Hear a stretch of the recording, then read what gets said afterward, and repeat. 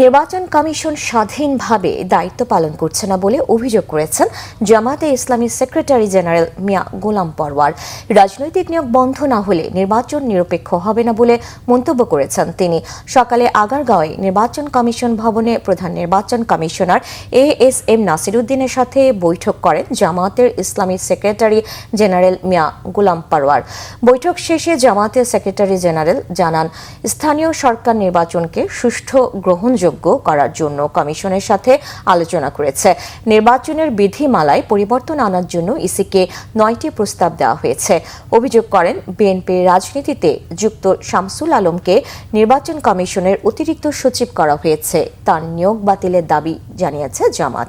রাজনৈতিক নিয়োগ সাংবিধানিক প্রতিষ্ঠানে সুষ্ঠু নির্বাচনের অন্তরায় উল্লেখ করে গোলাম পরওয়ার বলেন, শামসুল আলম নির্বাচনের সময় বিএনপির একটি কমিটিতে ছিলেন। আসন্ন স্থানীয় সরকার নির্বাচনে বিএনপির প্রার্থীদের বিজয়ী করে আনতে সরকার এই নিয়োগ দিয়েছে বলে অভিযোগ করেন। এছাড়া এমপিওভুক্ত শিক্ষকরা নির্বাচন করতে পারবে না, এই সিদ্ধান্তের আপত্তি জানিয়েছে জামাত। এমন সিদ্ধান্ত বহাল থাকলে নাগরিকের সাংবিধানিক অধিকার ক্ষুণ্ণ হবে। এটি বৈষম্যমূলক সিদ্ধান্ত বলে মন্তব্য করেন তিনি। গুরুত্বপূর্ণ বিধিবদ্ধ স্বায়ত্তশাসিত সংস্থায় তারা পলিটিক্যাল অ্যাপয়েন্টমেন্ট দিয়েছেন।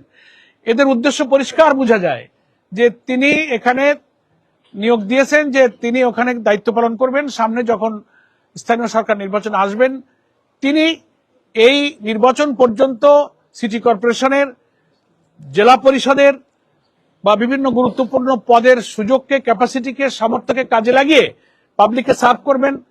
ঠিকাদারি, ব্যবসা বাণিজ্য, কন্ট্রাক্টরি, নানান চ্যারিটি ওয়ার্ক করে তিনি জনপ্রিয়তা নেবেন এবং নির্বাচনে তিনি আবার প্রার্থী হবেন।